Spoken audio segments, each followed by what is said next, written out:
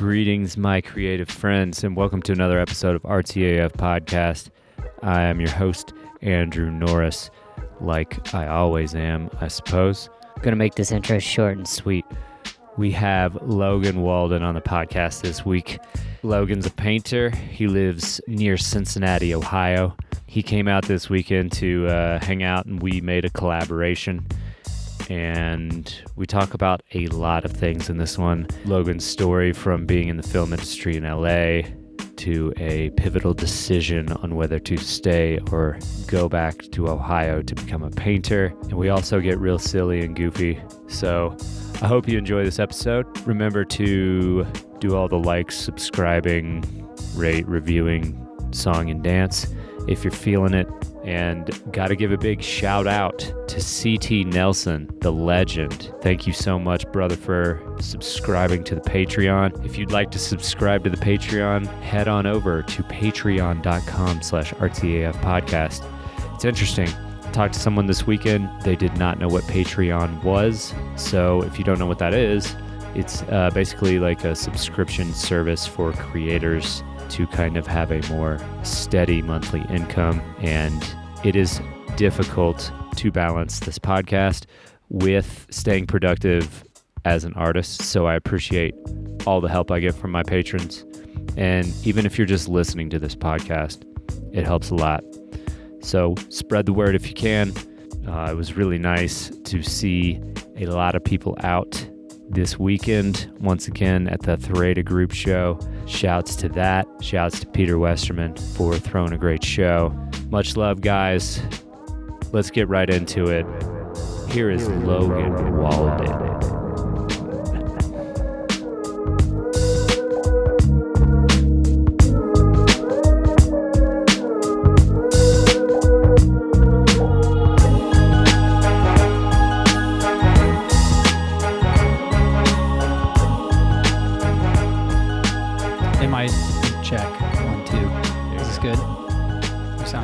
He can't hear you through that. That's why we have headphones. Oh, you're doing it? Yeah.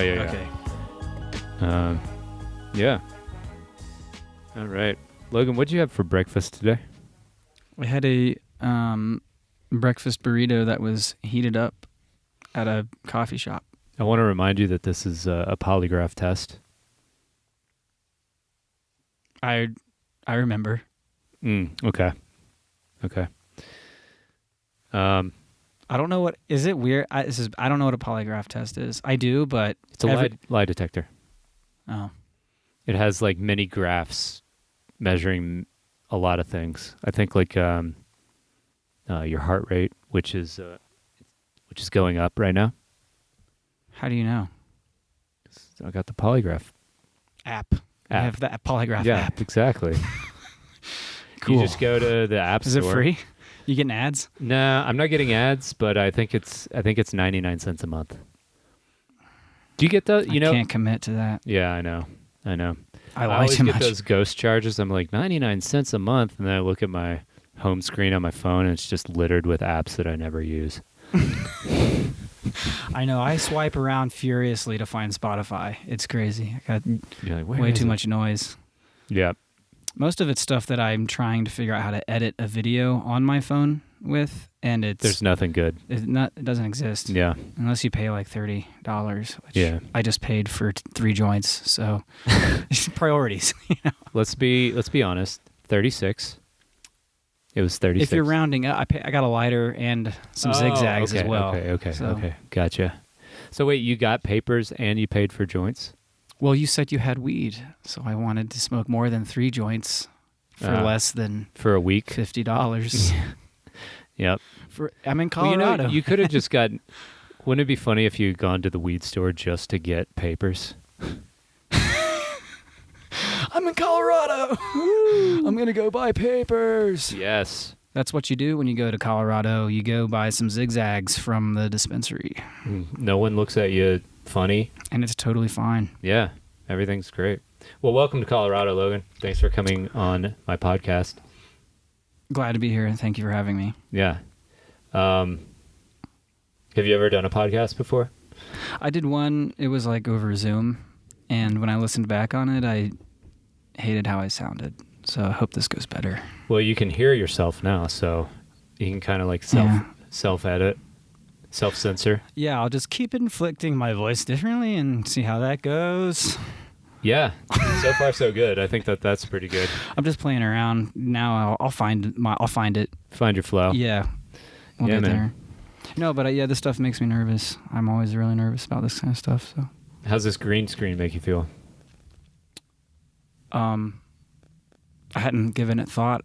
I like green. I have green eyes, so I think it's. Oh shit! So if you look at the face camera, just make me look like Storm from X-Men or something. I will. Oh man, somebody's texting me. Rude. Anyway, welcome to RTAF again. I'd like to welcome you again. Are we starting for real now, or? Are we... All right. No, let's not. How's it going? So we got Mike Dempsey in the house. Yo, Mike. He's my Hey. Oh, nice. He's my producer for now. For now? Well, okay. This is sweat equity, Dude, and I can't pay you. what about those rings you gave me? I thought this was forever. Oh yeah. Well, Till death do us part. that was an engagement ring. We haven't actually been Oh, yeah. As a promise for a promise. promise ring. Promise I'll promise something later. In that burnt CD I made you of emo music. That means a lot. On but cassette? I mean, On cassette tape? no, it was a burnt CD. Oh, you said that. Yeah. Sorry. It's all right. You're new. It's cool. I'll cut you some slack. Wow, synchronicity. I just looked down. We're 4 minutes and 32 seconds in. That's the same frequency that will enlighten you. 432. Oh. Right, Mike? Wow. I'm checking with my producer. Yep, checks out. Nice. All right. Okay. What do you mean by that? What is that? I think now we'll start. Oh, the 432 thing? Yeah. Um, Frequency. Like, I'd say like maybe 7 or 8 years ago, there were some people who were claiming that like, the normal bit rate for like, what was it? It's like either 44,100 or like 441,000 bit rate is like, it doesn't go naturally with like the human ear, and so when you hear music made at that bit rate, it messes you up or something. huh. And so 432 was thought by those people to be more, I don't know, heady. Is that the whole, like, Tibetan singing bowl thing, you think? I think maybe, yeah. Let's just say it.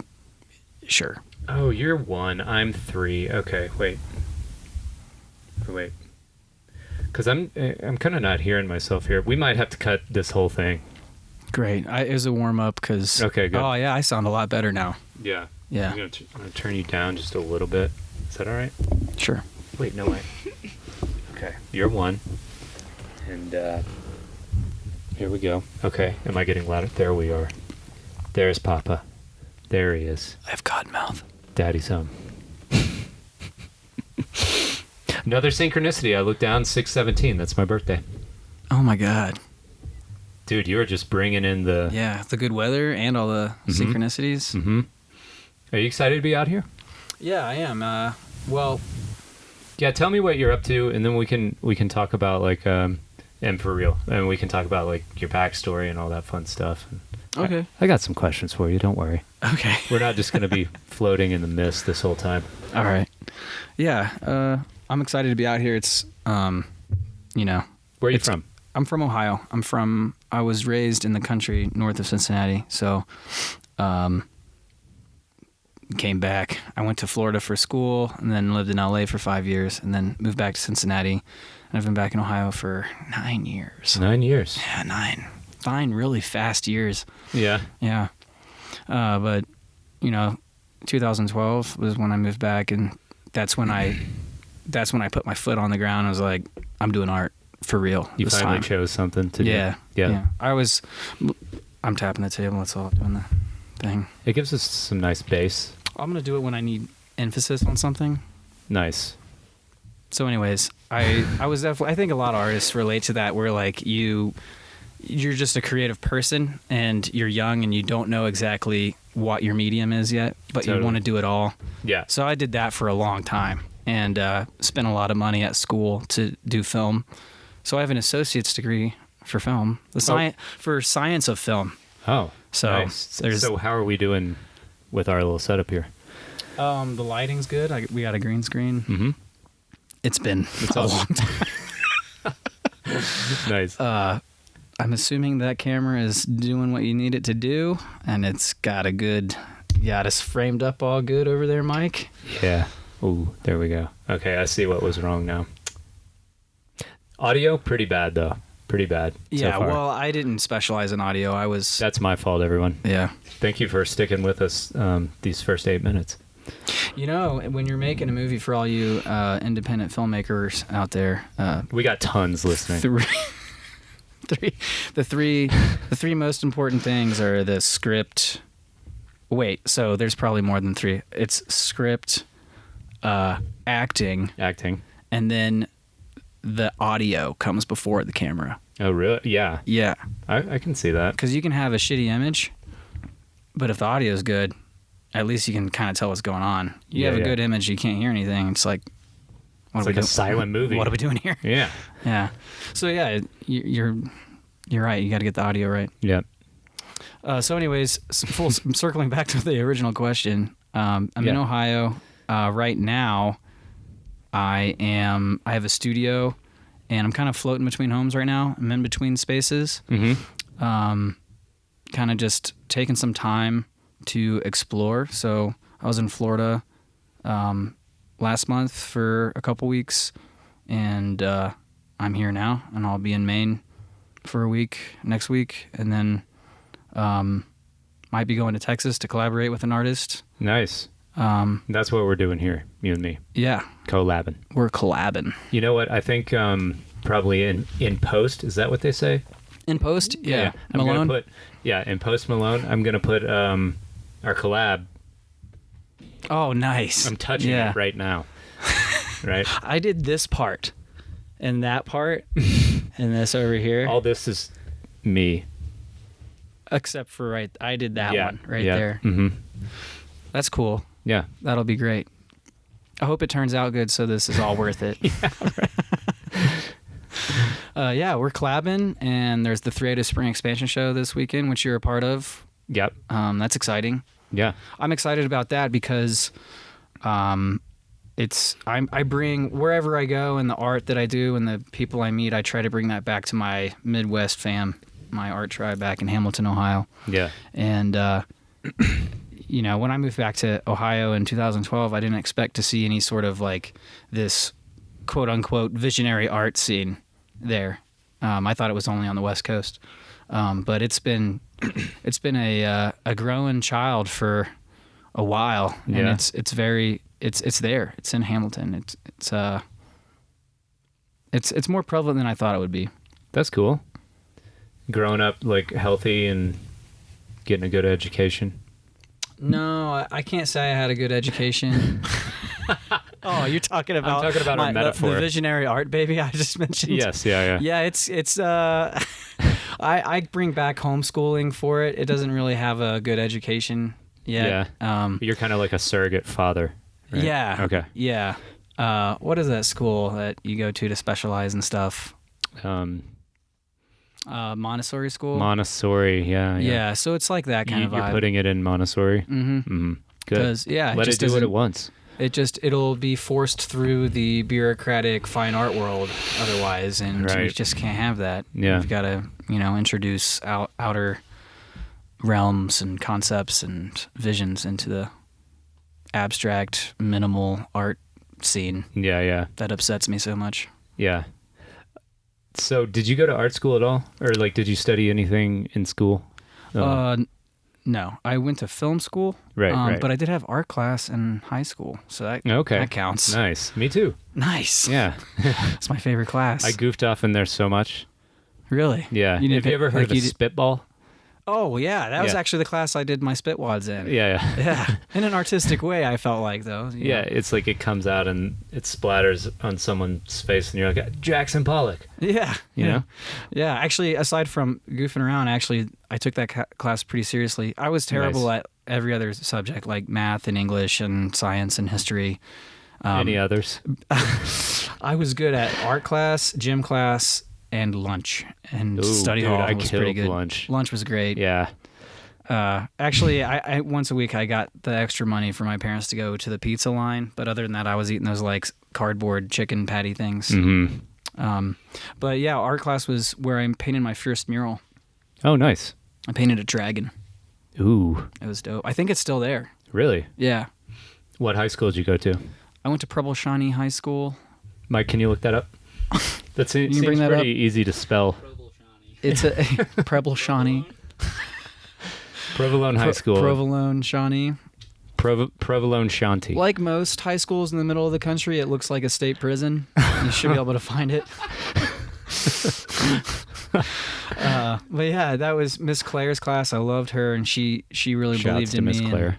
My dad is an artist, so Yeah. my brothers and I grew up, kind of watching my dad paint and draw and wanting to be just like him. So he taught us how to draw dinosaurs and dragons Nice. at a young age, and that was my early years of art lessons, I think. But he's really good, and he's very accomplished, and he paints wildlife. He paints landscapes and wildlife, and has a lot of work in a bunch of different conservation organizations like Ducks Unlimited, Wild Turkey Federation. There's a and- federation for wild turkeys. Yes. Yeah, there is. I think that's what it's called. It's not Confederation. Yeah, that'd be weird. Although that would be like on brand for the South, you know? I guess. There's turkeys We're down the there. wild turkeys now. Yeah, we're the Wild Turkey Confederation. Yeah. There's also Deer Rassic Park, which is for deer. That's for real. Yeah, that's real. Where's that? I Just mean, everywhere. these are national organizations with state headquarters. You know, there's Okay. different. Every state has their thing. Mm-hmm. So he kind of tapped into that market with his art and did really well. And Nice. grew up going to the shows and galleries and got the taste of what an artist's life was. You know, with my dad as a kid. Mm-hmm. And just thought like I'll never be as good as him. Like you can't walk in those footsteps when someone's like that good. So, but I was cursed with this creative knack. I wasn't good at anything Well, else. hang on a second, because I think, in my opinion, like you're kind of one of the most overlooked, or like people don't know about you as much as I think they should. Like you're a great painter. Don't sell yourself short. Thanks, Andrew. You're welcome. I appreciate that. Yeah, for real. Well, thank you. I'll take that compliment. It's hard to take compliments. I know. I've been working on it. I like to do that to guests just to put them on the spot. Just like, Just- oh, you're so dope, dude. Yeah. Wow. How many push-ups can you do? You're so fire. What, like 500? I can do at least 500 a year. Like Yeah. easy. Same. Yeah. I'd say 10 a week. Mm-hmm. 2 a day off on the weekends. Yep. Like gotta rest up. But back to what I was talking about. What was I talking about? You're talking about your dad. We were talking about Right. You kind of like your history, going through it, and your dad was this great artist, and you. Yeah. And my mom actually instilled a lot of creativity into my brothers and I as well. She's put us into actually tap and ballet when we were kids, which I was embarrassed to take at the time, but Would now you like that to, I can kill it on the dance floor, I can cut some rugs, sir. Yeah. Oh, I've seen. And you. I I've seen it. attribute that to my mother putting us into dance as a child. And I was actually, my brother and I, I have a twin brother, Mm-hmm. and when we were young, we performed in a dinner theater as Tiny Tim. And got paid pretty well for it, actually. This is great. That I didn't see much of the money for. Ooh. You know, Should but we call your mom right now? I think it went toward good things that we needed. Okay. Yeah. So, like, my dad was an artist when we were young, and my mom worked at an airline and stuff, and then she became full-time mom, and we never had much money growing up. So, So they- she fed you with it instead of you like I know how we can make money. throwing a dollar in the Dance, fountain. boys, dance. So, but yeah, I mean, shit wasn't just dance. Like I loved crafts. I loved making maps. I loved like construction paper. I remember cutting so much construction paper as a kid and using glue sticks all the time and just using my imagination. And also they locked us outside and we didn't play video games much. We didn't watch TV much, and we lived out in the middle of nowhere. So it was like forests and creeks and stuff, and they'd lock us out and be like, go use your imagination, and we'd hate it. And he'd be like, this is stupid. Like, we want to come watch Simpsons. Yeah. Which we weren't allowed to watch, but, you know. Yeah, same. Really? You weren't allowed to watch? My parents were real strict until I was about... Instilling some moral foundations into you, sir. I think that's kind of a good thing.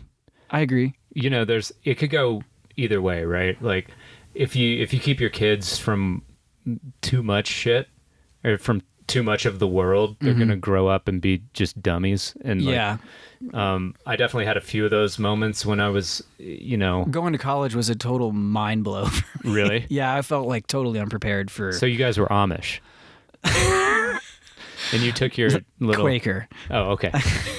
Watch it. No. We just grew up in United Methodist Church and did the youth group on Wednesdays, and you know, just a good old Jesus family growing up. Yeah. And just weren't allowed to watch certain things like The Simpsons, and I don't know. Beavis and Butthead was couldn't. My parents. But I did watch them. Yeah. You know, we all watched it. Yeah. You know, we found I'm ways. going to go sleep over at my friend's house where their mom and dad don't care. My ex-wife Abby and I used to joke around how we used to pretend we were asleep on the couch and then just waiting for The Simpsons to come on. And you would just parents notice. You just kind of do that thing where your eyes are just kind of open a little bit. Yeah. And it's on, and my dad would be watching it, and I'd just be like pretending to be asleep, but then something funny would happen, and I'd be like. Nice. So you were already honing your acting skills. Yeah. Yeah. Improv. Yeah. Mm-hmm. So yeah, my parents. I love getting on these tangents and then figuring out where we started. But both my parents attributed to the creative gene, I think, and myself and my brothers. A little bit of nurture. I don't know if it was the school I went to that just didn't know how to teach history right, that I just didn't care about it, you know. Mm-hmm. But I struggled through high school. I was an ABC student, I like to say, an occasional D, maybe an F every once in a while. I remember I had to study so hard just to get a B, and I had friends that didn't study at all and they'd ace it, and I was just like, all right, something's off here. Like, I'm dumb. I didn't think I was dumb. I don't know. I just was like, I don't get this. But with art class, I was killing it. Right. Know? So I think it's hard to force anyone at any age really to be interested in something. You just have your interests, right? And they just kind of are born out of a process that I don't think anyone's really aware of. Yeah. Right? Yeah. And so like when you're like, no, you need to learn about chemistry, and you're like, I don't care. Why? Yeah. Actually does come in handy later, like certain things. When you're mixing up the LSD. I've never had to do that. Yeah, me neither. Yeah. I haven't. Chemistry is a weird one. I don't know how much chemistry I use in my adult life. Actually can't even think of one example right now. I know that I made scrambled eggs earlier. Yeah, there's some chemistry there. I turned an oven on. So those are skills. Things happened. A liquid became a solid. Nice. Oh yeah. Yeah. Yolk to omelet. Yeah, I chewed it up into a liquid and it'll come out as a solid later. Nice. So, chemistry. Boom. That's a free chemistry lesson for y'all. There you go. Yep. You learning stuff? Are you asleep? Are you taking notes? But I'm laughing. I'm like acting like I'm sleeping, and then I go. Oh yeah. Did you watch The Simpsons as a kid too? Yeah. All right. This is really nice, Mike. Thanks for coming out. Yo. Yeah. Yes. Yeah. Yeah. Mike's giving us the Illuminati sign over there. I don't know what that's all about. This is getting weird. This episode's sponsored by Raytheon. Raytheon Technologies. Just kidding. So back to school. I went to a different school my senior year because I grew up playing soccer, and they didn't have soccer my senior year, and I wouldn't have it, so I left. You put your foot down. I put my foot down.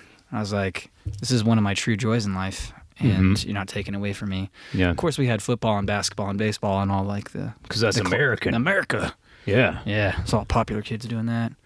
But I went to a different school, and in the school I went to, my senior year had a video production class and music theory class. Nice.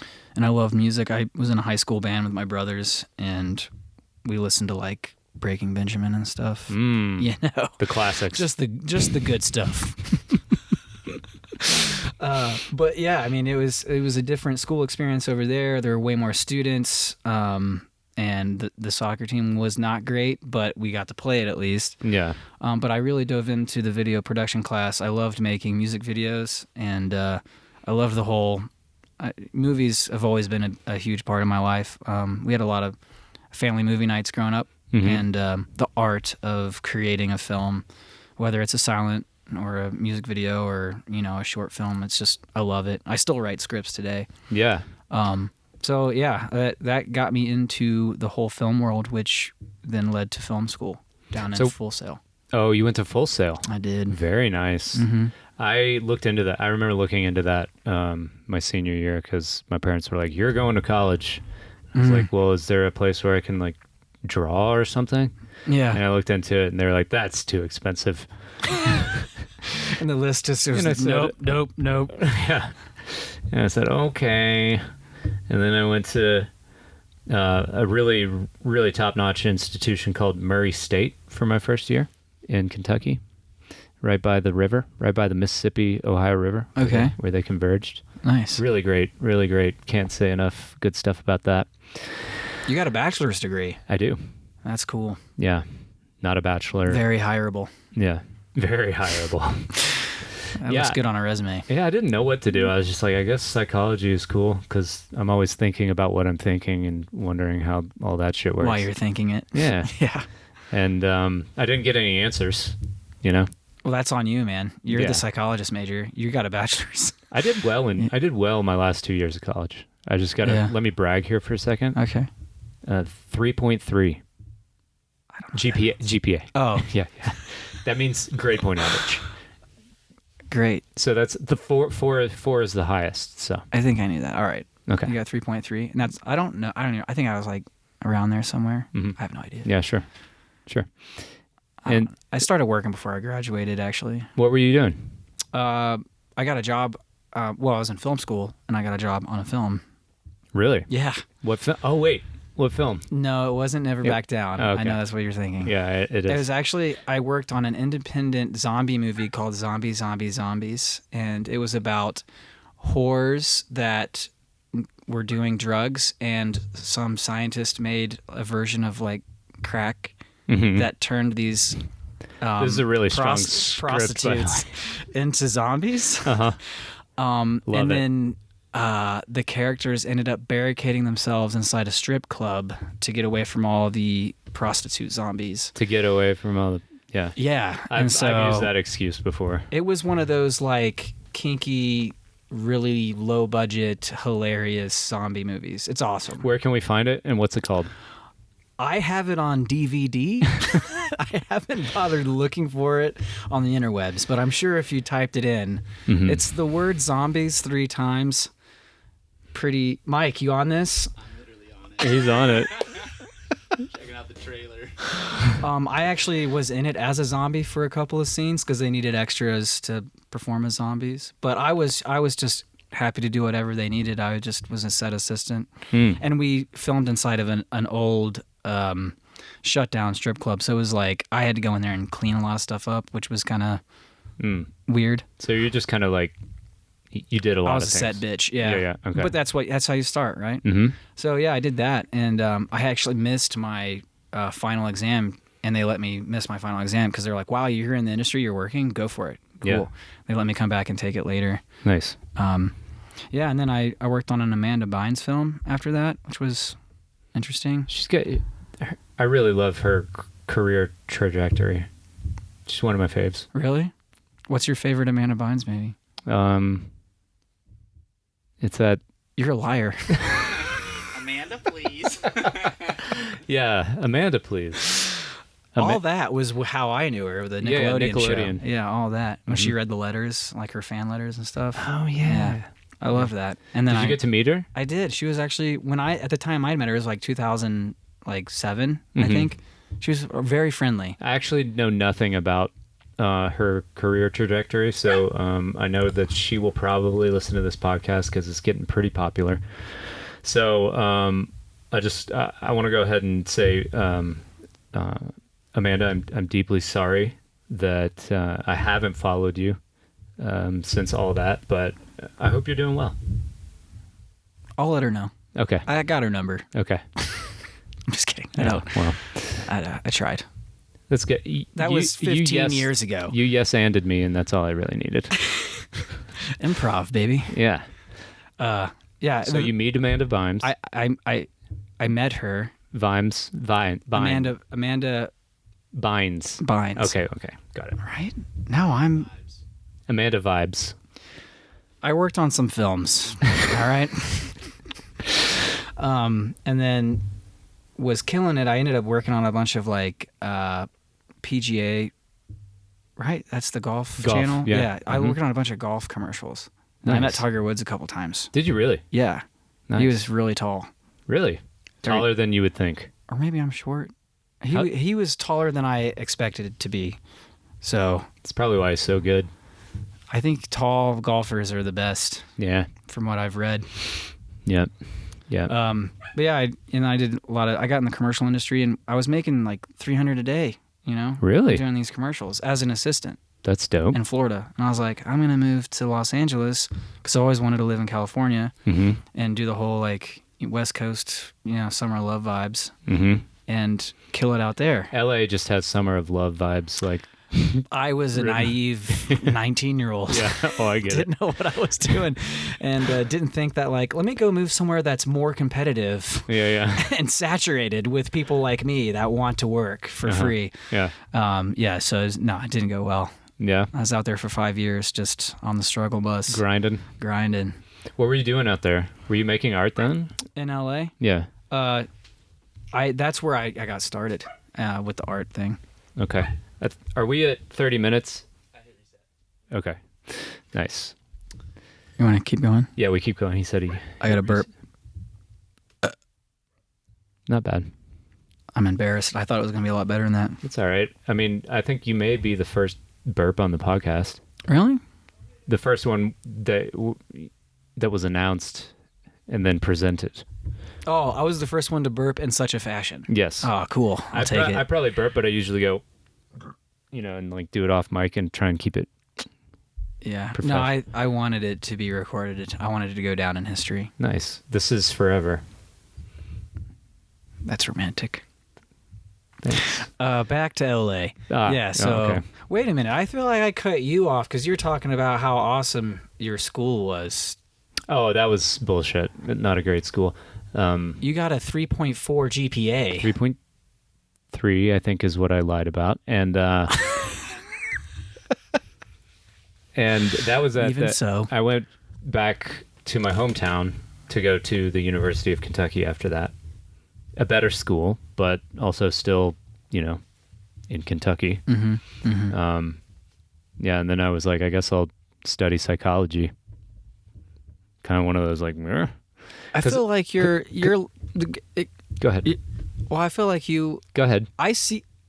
What I'm seeing from you, Go on. Since I've known you, is you do take an invested interest in people, whoever you meet, and you're a great conversationalist. Oh, thanks. And I'd have to say that, it has to attribute to your education, somewhat, right? I think so. I think I'm.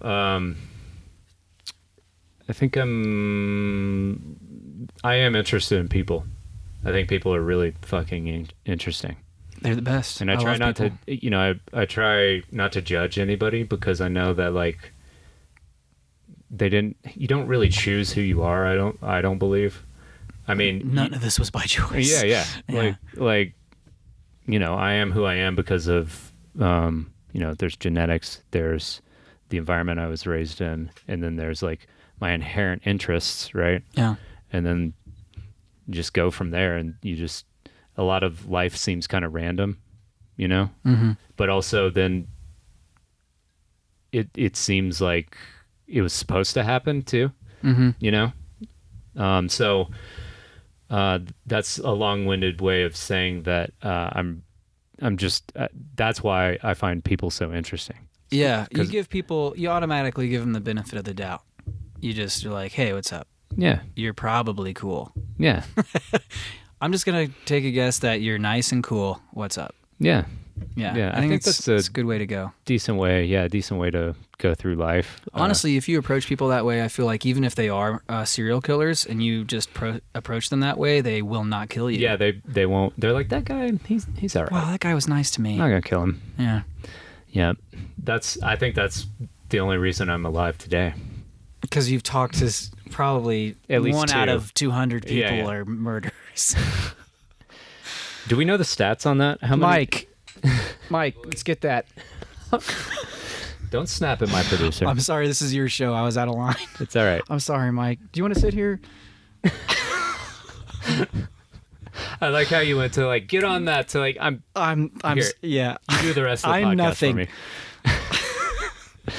But no, I'll take that compliment, and now I know how it feels to be put on the spot with compliments. Oh yeah. I got more. I'll drill you. Go on. You're so great, Andrew. Eat it. Eat the goodness.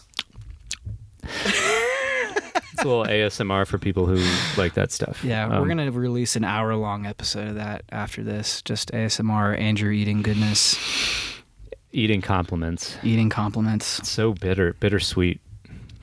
Yeah, the no judgment thing though. I really dig that, and I feel like I share the same.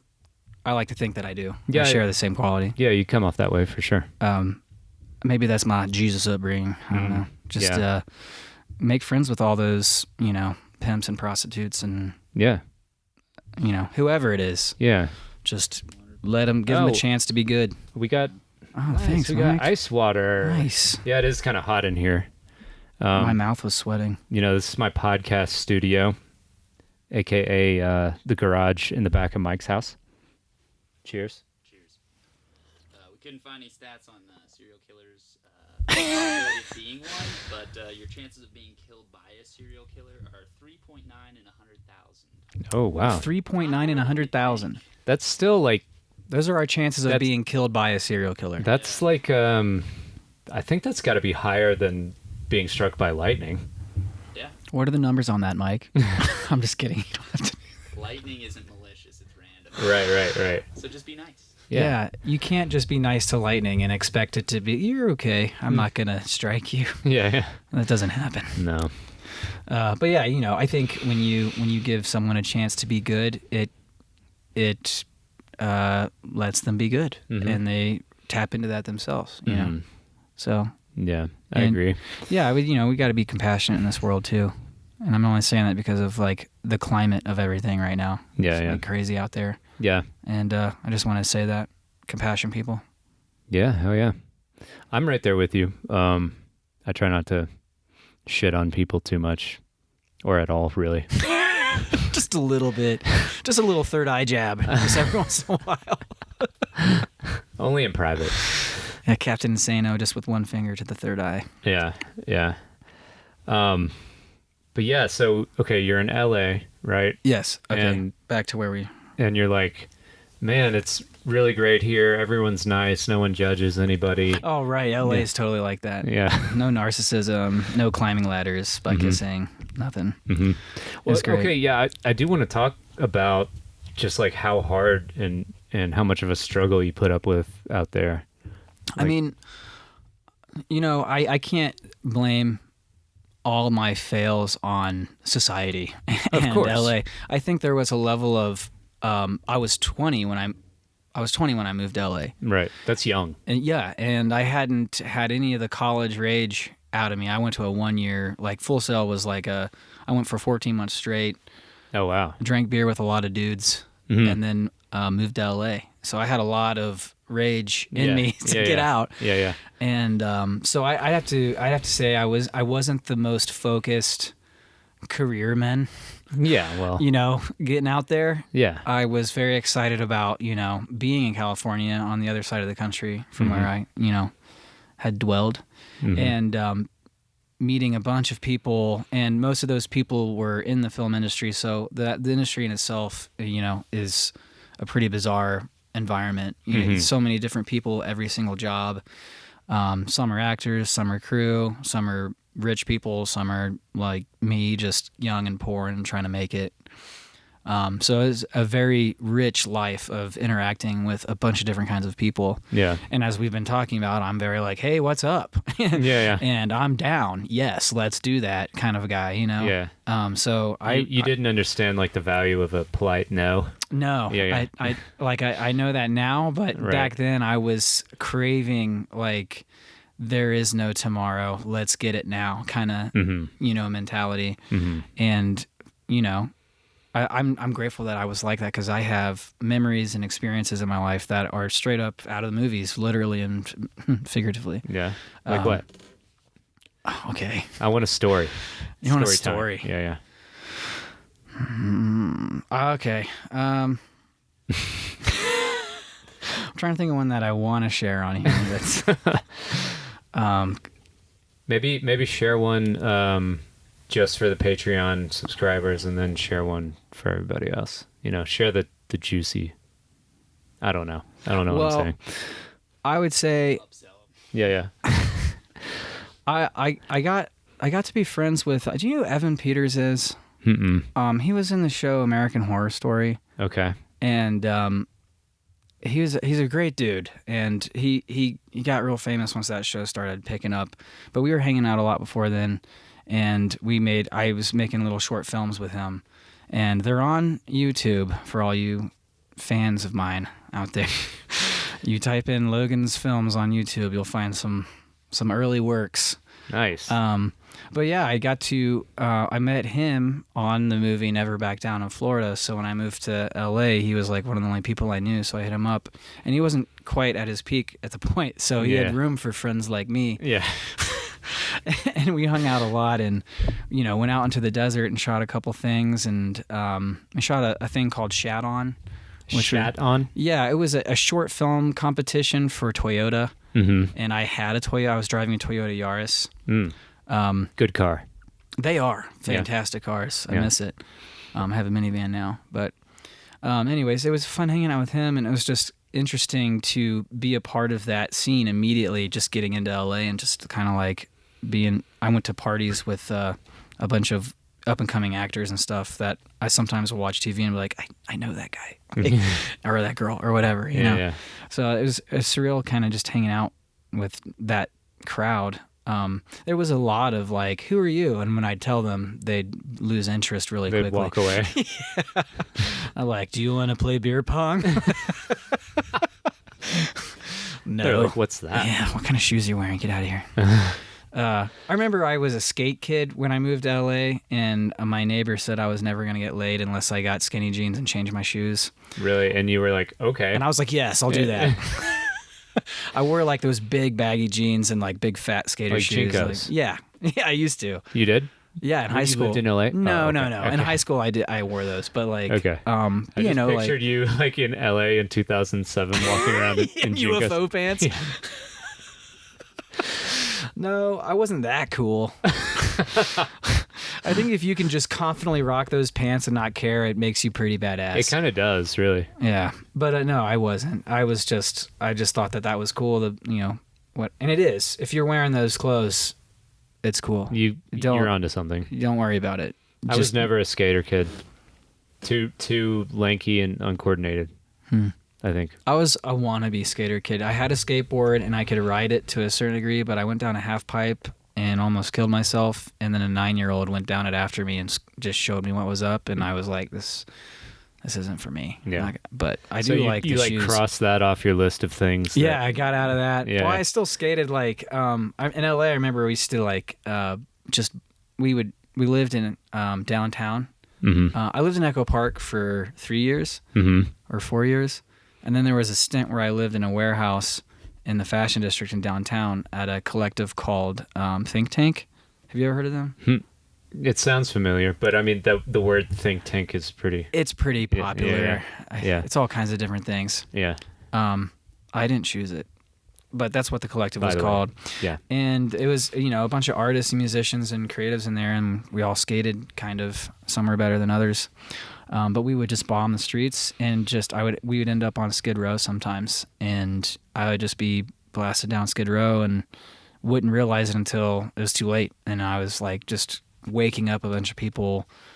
I don't know if I was waking them up, but They became conscious of your existence. I felt kind of like an asshole because I was like, it's loud and you're skating down on concrete, and I just ruined their little midnight whatever they're up to in the tents and the sidewalk and stuff. But it was very surreal, that experience.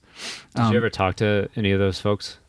I did. I used in the film industry on set, there's the catering department, and there's always a bunch of food left over after catering. So on several occasions, I would take the leftovers, and you'd get swarmed. Like I just bring out the food and be like, "Here's food," and everyone would just come running. And Nice. it felt good, but it was also kind of scary because they came at me really fast. Yeah. But it was just a really surreal scene down there, and the homeless thing in LA, I guess in a lot of cities, it was new to me, and it was really sad. It took me 5 years to become a callous guy that didn't care. Yeah. But the first 2 years, I gave everyone I knew $1 or whatever I had, or talked to them or whatever, and then become so saturated that you just. I don't know. I was like, fuck off. Yeah. And became that guy. Well, yeah. I mean, yeah. I don't know. I used to give homeless people money every time they would ask, and now I don't. I'm kind of in the same boat. I'm also kind of you asshole. No, I'm kind of I'm not wealthy by any means, and I think most of my friends have more money than I do. It's kind of like. I bet I don't. Actually, this is. Let's pull up our bank accounts. Let's do this. Yeah. But it's kind of like, no, this is my money. I'm really sorry for your situation, but yeah. Yeah. I know you want to be like, I'm poor too, but you can't really. Yeah, you can't say that because no. they're obviously. They're like, wait a second. No, you're not. Yeah. You've got shoes. Yeah. That's not funny. Anyway, so we're gonna cut all this out. Yeah. The whole, we're 45 minutes in, and so we haven't talked about art at all. No, we haven't. But that's all. This is getting cut, is what I'm trying to say. Okay. Yeah. Mike, are you gonna cut? I haven't even been recording this. Oh, okay, good. Good. All right, let's all warm up. Yeah. We're gonna do a 3-hour podcast, and only 45 minutes is gonna be perfect out there. Okay, so let's get back on track. You're in LA. You're struggling in the film industry. Yeah, so I mean, I was saying I attribute that to not being focused, but I was kind of trying to squeeze the juice out of life. So I don't regret anything. Of course. But I think if you're gonna be young and going to a place like that and trying to compete with the high saturation of college grads and film school grads that are going out there to make it, you got to be 100. Yeah. You got to be 100%. You got to network, work hard, and then when you get home, work more and do personal projects or network and stuff. And I've always been a laid back kind of person, and kissing ass has never been something I like to do. Yeah. And a lot of people do that out there, and it was hard for me to like people yeah and sure. and want to be around people that were always looking for the connection or that right. Where can you get me and what can you do for me, and everything's just, and I felt myself becoming that way over time, and I started not liking myself. And I remember I was working on The Bachelor and The Bachelorette for a long time. Great shows. Fantastic, so good for the country and everyone, and it's just love and a good show, good morals. Yeah. No, none of that. I hated it. It was a bullshit show. But yeah, I understand it's like that junk that you just kind of veg out on. I have friends that watch it, and I get it. It's whatever, and it's reality TV. But at the time, I thought it was the devil, but it was work, and I was paying me, so I did it. And I remember there were, and this was where like the industry is kind of weird. Like a pretty girl would come on, she'd be new, and I'd been there for like 2-3 years, and she would become a producer's assistant, and I'd be like, what? I've been here I'm still in the mailroom. What's going on here? Yeah. Or, I'm like cleaning out storage units. Why did she just all of a sudden get ramped up? Obviously because, I could assume that it's obviously because she was a pretty girl. Yeah. And they wanted that energy in the office or, whatever. Yeah. And after that happened a few times and just not being treated how I felt was, I felt like I'd earned at least some sort of promotion and not getting it. Then I was like, well, if they gave me a promotion, do I even want to be a production coordinator or something for The Bachelor? Yeah. No, Yeah. I don't. Yeah. What the hell am I doing? Like, I don't want to do this anymore. So I quit and I left the industry altogether and kind of, I think we talked about this earlier, collected unemployment for a while to try and figure my stuff out. And I took that time, it was 2010. I took some time to explore, and I had a bunch of friends going to festivals at the time. I'd been going to Coachella like 3 years in a row at that point, and that was like my festival experience. But in 2010, a friend invited me to Lightning in a Bottle. And I was, I think, filling out my unemployment stuff when he came into my room. He's like, I'm going to Lightning in a Bottle, and I got an extra ticket. Do you want to go? Nice. Or he didn't have an extra ticket. He said he was just going. Do you want to go? And I was like, we'll figure it out. I'll go. Sure. Yeah. I'm open to whatever. And we went and we scalped a ticket in line, got in, and it was a total mind-blowing. I saw live visionary art happening for the first time. They didn't really have that at Coachella, Right. guys painting, girls and guys painting. So seeing it at Lightning in a Bottle was like, wow, because I grew up seeing my dad paint, and I'd always drawn. I never stopped drawing my whole life, and I loved making art, but I never thought I'd be able to do it seriously. So I think Griffin One was like who I became fixated with the most at that particular festival. I don't know if you know him. He's not graffiti. He does aerosol art, but it's graph art, but it's not like words. Yeah.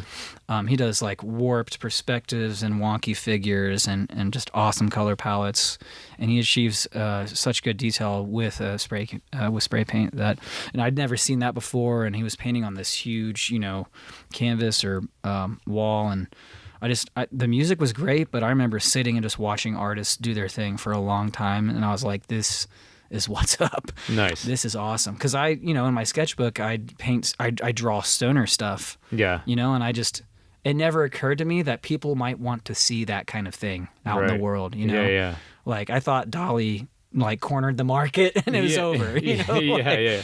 I just didn't think that was something in modern time that you can make a living doing. So that literally transformed me, that festival. Like I came out of that just mind blown and on this I want to do art. I'm a creative person, and it's like my dad's an artist, it's in my blood, Yeah. Why am I struggling through the film industry? And actually continued to explore that year, went to desert raves, got super into techno and house music, learned how to shuffle step, started doing a lot of footwork. Yeah. I love house music. That dancing background. That's where that dancing background comes in, baby. Yeah.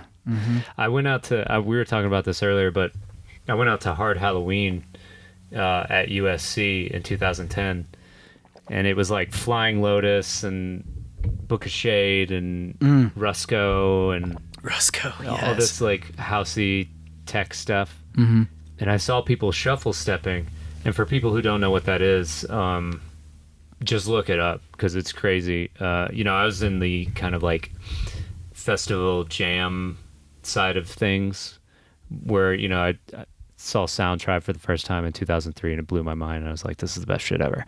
But people would just kind of hippie dancing or hula hooping or whatever they do. And then I went out to LA, and people are like yeah, it's almost like a sea walk, but a little more aggressive and got some bounce to it. Yeah. It was and I came back and told all my friends, I was like, yo, they dance crazy out in LA. Yeah. And I don't know where I'm going with that story. Well, but it's awesome. I mean, I went to Miami's Ultra, and when I was in Full Sail, and my roommate he spun vinyl, and he spun Carl Cox and all these other TS classic trance Yeah. DJs, and I hated it, like being Really? his roommate. I was Yeah. like, will you turn that off? It's the same thing over and over again. Yeah.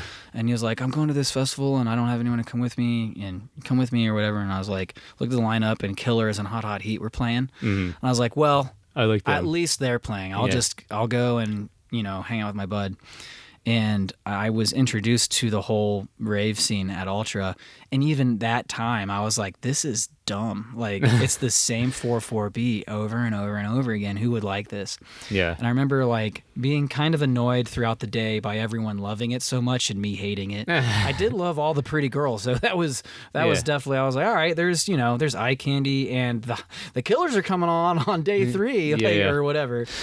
So, but I remember like kind of meandering off on my own, and I was like drinking a beer, and I went into one of those side tents where, it's not a major DJ, it's one of like a local DJ. Yeah. And this guy dancing in front of this DJ may have been the DJ's friend, or he may have just been some guy on drugs just having the time of his life. Yeah. Regardless, he was shuffle stepping and moving and doing all these b-boys moves and just smiling and having the time of his life, and could give 2 shits if I was standing there watching him. It didn't matter. Yeah. And I think the whole fact that he did not give a shit that anyone was watching him inspired the hell out of me. Nice. I was like, that looks so freeing. That looks absolutely. That looks like let's soul dancing or something. Like, to just not care about anything and just move to the beat. Yeah. And that's, I grew up, Breaking Benjamin and like Weezer and like, like I was a headbanger, mosh pitting, crowd surfing kind of guy. Yeah. So like dancing to me was for girls.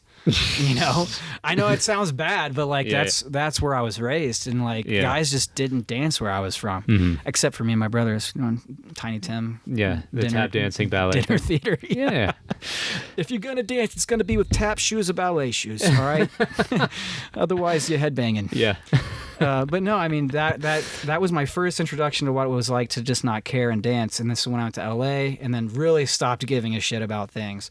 I got into dancing again. Yeah. And shuffle stepping like opened up. I used to like just go to shows by myself. I'm to festivals by myself. Nice. And for me, it was like the worst that could happen was that I was going to get in front of some house music, close my eyes and dance, and then go home. And that would be awesome. Yeah. And that's all I'd want. But it was never just that. It was always, when you dance and don't give a shit, people tend to gravitate toward you. And you end up making friends and like with similar interests and that are, fun and high energy. And so I ended up in a great network of creative people and musicians and stuff in the festival scene. And I ended up going to Burning Man. Full circle, back to what we were talking about. 2010, I went to Burning Man. Same kind of thing happened with the same friend who took me to Lightning in a Bottle. Yeah. Ended up with a ticket to Burning Man. Went there completely unprepared with a tent, a few gallons of water, some oranges. Just didn't know what the heck we were getting into. And ended up, getting lost day one. Easy to do, by the way. Easy to do. Easy to do. Especially if you don't have your map or whatever. Or know that there is a map. Or that how big the place actually is. Or how many people are actually there. And was by myself most of the time that year at Burning Man. Wow. And what kind of effect do you think that had on you? As an artist or creative person? I always tell people Burning Man is the best and worst time of your life. Like, you're going to go through the gamut throughout the week if you're there the whole time. But that first year, after all the other experiences I had leading up to Burning Man, because I'd done Lightning in a Bottle, I'd gone to some desert raves, Coachella and all this stuff, I thought I was ready for it, but I wasn't. Yeah. And what I did like about it was the improv, and it wasn't like improv comedy per se, but people just... they take on a whole avatar, I feel like, at these things. And I love that shit. Like, oh, you want to talk in a crazy accent and dress weird and be goofy for like 3 days straight? I'm down. Let's go. So I loved that. But it got to a point where it went too far and people were just not ever coming back to normalcy after days. And I'm like, where is the sanity? I need someone I know. I need to hug someone that I know to comfort me, ground you, and secure me. Like, I felt like I was losing my mind after a while. And it was really scary because like, this person's probably a school teacher and he's got his wang hanging out and he's just dancing around like he doesn't care, and he's speaking in tongues, and like there's some crazy. You run across some really somewhat disturbing things at Burning Man. Yeah. And you have to hold it down. You can't just cry for your mom. You have to be the adult in the situation, or be the the crazy polka dotted zebra guy on roller skates or whatever. You have to join them. And I think that's what I learned was like, if you can't beat him, you got to join him. And I gave in, surrendered, and became a crazy person. Within reason, I kept my sanity to a certain extent, but I think I walked away from that experience learning another side of myself I had never knew was there. Like, I didn't know that I could tap into being a totally bizarre person and not really worry about it, and not worry that like I'd get in trouble for being weird or awkward or insane. Yeah. Not that I was like stabbing people or anything, but just like, you come from like an upbringing where things are pretty Republican. Good adjective. No, I know exactly what you're talking about. And then you go into an environment like that where there's no judgment and there's just absolute freedom of expression. And the art is just off the chain. Yeah. Like, that's my favorite part about Burning Man is the art. And just like, not only you guys out here being weird, like you're weird professionally. Like this shit is like fire. Yeah. And just so inspiring. And I actually ended up making friends with an art director, at Burning Man. And so in 2011, I started working on music videos in the art department. Oh, nice. And then for my last 2 years in LA, I worked in the film industry as a production designer and an art director. Nice. And I eventually started getting into galleries and helping people throw shows. I helped an organization called Create Fixate for a few shows. Michelle Burke, I think. I don't know if she's still doing it. I don't think she is. But at the time, it was like high-end visionary art and from the Burning Man scene. Oh, cool. And it was really awesome to get to meet those artists and kind of like start getting my foot in the door there. And things just started like clicking once I started going down that path. And I started getting back into my spirituality. Nice. And praying more and, looking for signs and really starting, because I felt lost, Yeah, sure. I felt like the film thing's not working out. I'm depressed. I'm a little, I don't have any direction as far as like, if I'm not going to make film, what am I going to do? But when I started doing art and getting into that industry, I'd meet the right person at the right time, the right event would come up. And, I take that, if stars are aligning, go for it. Go with the flow. And that's kind of how I live my life now. It's just I go with the flow as best as I can. And if something's giving me too much resistance, it can be kind of tricky because you're like, is this testing my strength, my gusto? Or is it telling me not to do that? Right. Like, don't go that way. Yeah, that's a tough call, right? Yeah. I'm sure you've experienced that. Oh, yeah. Like every single day. Yeah. I'm like, well, taking out the trash is boring and hard. Am I supposed to check out? Is that what I'm meant to be doing right now? Yeah, no. Not mundane shit like that, but... Yeah, but then you get out of bed, you take the trash out, and then it's collected, and the next day you got an empty can. That's right. And it was worth it. Yeah. You get out of bed at noon, and you're like, okay, we can do this. Yeah. I'm going to fight. I'm going to fight for my happiness. I'm going to give it the old college try here, see what happens. The old full sail try. I'll jump over these hurdles if that's what you want me to do. Yeah, anyways. Yeah, but it's hard to distinguish sometimes, right? Like whether you're having to grind because there is like some sort of either personal or otherwise reward at the end of it, or if it's just like something you're not meant to do and you're just struggling because you think that's what you're supposed to do, right? Yeah. I think I've definitely pushed through I'm a pusher. I'll push through. Yeah. And then whatever bad thing is going to happen because I wasn't supposed to push through, I'll just do it. Just take it as a yeah. Just take it as a learning lesson or something. Yeah, it's not a fail, it's a lesson. Totally. Yeah. That's a good way to look at it. So yeah, I mean, being an art director, I was working on music videos, and ultimately that's what I set out to do when I went to film school. I grew up watching MTV and VH1 and loved the hell out of music videos. I thought they were the pinnacle of filmmaking. Yeah. Like, wow, music, awesome. art in film, awesome. Narrative, like Michel Gondry was one of my favorites. Yeah. If you don't know who that is, he directed Eternal Sunshine of the Spotless Mind. Oh, yeah. But he's also got hundreds of music videos you can look up, and from the 90s and 2000s. And he was a practical props and trick camera pioneer. And it was before CG got too crazy. He's still a stickler on using those methods to achieve an effect, which I love. Mm-hmm. There was a movie that came out recently called Sorry to Bother You, and it used a lot of trick cinematography and practical props. And I love that style of filmmaking. If you can achieve a trippy effect using the room, and something actually in the room, that is badass. I love that. Oh, yeah. So when I got into the music videos, like, YouTube was out. Yeah. And no one was making money on music videos, so I was getting paid very little. And I was like equating, like, I'm like, the amount of effort and time I put into this, I'm making like $3 an hour. Yeah. Isn't that, like, with art, it's kind of the same way, right? Like, I try not to think about my hourly wage ever, but it's so fulfilling in and of itself. Yes. You don't care. It's fulfilling until you're working, you're blowing bubbles into a laundry mat for a song that is gonna suck. Like, just a song that just sounds like every other pop song and will last maybe 3 months and then be forgotten. Like, I started getting tired of that. Yeah. Are we getting low on time? No, I'm just gonna pause because I gotta pee. Oh, okay. Cool. Dude, art's dumb.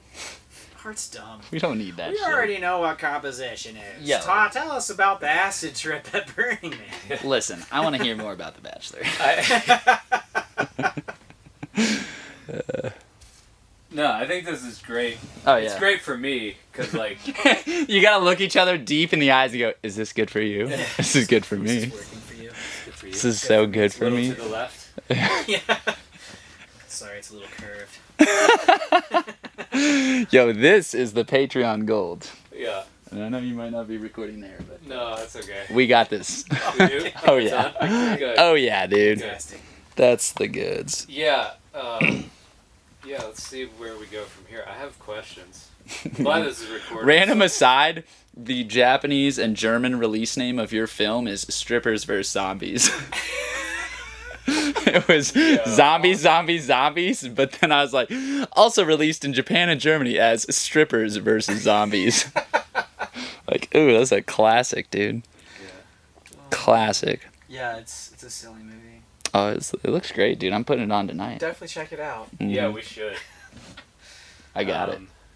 All right, so you're making music videos and you're getting paid like $3. Yeah, well, we were talking about how you start thinking about how much time you spend on art as an artist and like what you make from the sale or whatever. Yeah. Which is important, I think it's if you're taking your art career seriously, listeners out there, time yourself and pay attention to how much time you're spending on a painting. Yeah. Not even to like try and hurry, but just to know, just so that you know how much time it takes you to paint a painting. You know where your like growth edges are, where you can get better and more efficient. That's that whole conscious effort thing, where you're not just in the studio noodling around and like, I'm getting better just by painting. I know it. It's much better to like when you paint, not to just, you gotta like, what are you doing? Are you conscious of what you're doing and how you're doing it? And when you come in next time, will you have remembered that lesson and then progress after that? Yeah. As opposed to just smoking weed and painting in circles, just over and over again, not timing yourself, And I do that. Yeah, I was going to say, like, I don't do that. By the way, like... Yeah, that's kind of what I do. But, not every time. I think it's fun to... You're getting better. Once you realize that, you can just go in circles forever, then you start to pay attention to, like... You're like, I'm making 50 cents an hour. That can't happen. Yeah. This is not a feasible business performer. Right. Yeah, so the music video industry was fun, but by the time, and that's the thing I was saying, it was a certain degree of success because that was ultimately, as a high schooler, what my dream was to work in the music video industry. Mm-hmm. So I can't say that I didn't achieve my dream in the You just film. weren't I wasn't super happy specific with your dream. Yeah, I want to work in the music and video industry and be rich. Yeah, you should have. I should have said that at the end. that, yeah. Damn it. Yeah. Oh well. Yeah, I got to be specific with your prayers, people. You know. Okay, I so want this exactly. yes, good advice. But I also want to hear about kind of the transition you made and what made you. You've kind of stopped at a couple points along the way and been like, oh, art. This is like a viable way to live. But what was the straw that broke the camel's back or whatever? Like, when did you decide to be like, all right, no more music videos for $3 an hour. I'm going to make paintings for $3 an hour. I think it was honestly God just being like, stop. And how he said that was living out of my car for 8 months. Yeah. Being heartbroken. I was in a relationship that didn't end well. Mm-hmm. What's her name? No. Just kidding. Go ahead. This is my chance to finally get her back. No.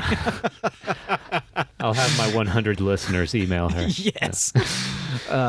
No, but it was a series of events. I won't disclose everything because it's kind of personal, but for sure. It was a series of things, and things just stacking up on top of each other just weren't working out, and me being probably the lowest I'd been in my whole life, and not knowing what to do. But I was doing the art thing. I was helping with Create Fixate. I actually ended up, I started throwing some shows myself called Sound Effects Art. Mm-hmm. And while I was getting into art again myself, I was using colored pencil and drawing a lot and wasn't confident with paint or color a whole lot at that point in time, but wanted to surround myself with other artists and be inspired by them. So I threw this show called Sound Effects Art. And what it was the concept was I'll get a bunch of artists and approach them with like an idea like, hey, I want you to be a part of the show. I love your work. Can you please contribute a piece that's inspired by music? And if you could be as specific with the music as possible, it'd be great, because what I'm going to do is take 30 seconds of that song or that track, and I'm going to pair it with your piece at the gallery. And we were talking about vetting sponsors earlier. Oh, yeah. Andrew needs to get some sponsors on here. I just need to try, I guess. You got to try. Yeah, That's what we were talking about. I've got to send emails to people.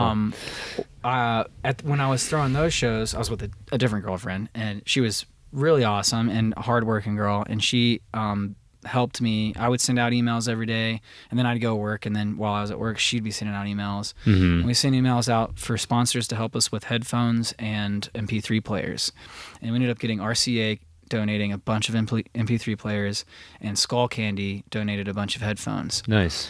And so when you got to the gallery, you basically traded in collateral, which was like an ID and credit card, and then you would be handed the MP3 player and the headphones, and then you walk around the gallery, and next to each painting would be a track number, and you'd go to that track number on the MP3 player, and you'd listen to the song that fit the music. Nice. And it was a beautiful like mesh of music and art coming together, and you got to step inside the artist's mind a little bit, even if you didn't agree with the art or the music. Yeah. Having the two together made sense. Even if you didn't like the song or the art, the two together was like, I always put an example like there's a white canvas with a red dot, and you're like, who did this? This is garbage. Yeah. But then you put the headphones on, and it's like beep, beep, beep. You know, and it's a simple, minimal thing. Yeah. Not that anyone did that, but that's kind of like, I hear what like you're saying. It's that culmination of the two creating an effect, that relationship. So I did that. The first one I did went really well. And then when I did it a second time, we did it at the Think Tank Collective in downtown LA, and LA, I can't remember which newspaper covered it. And, I was 22 or 23 at the time.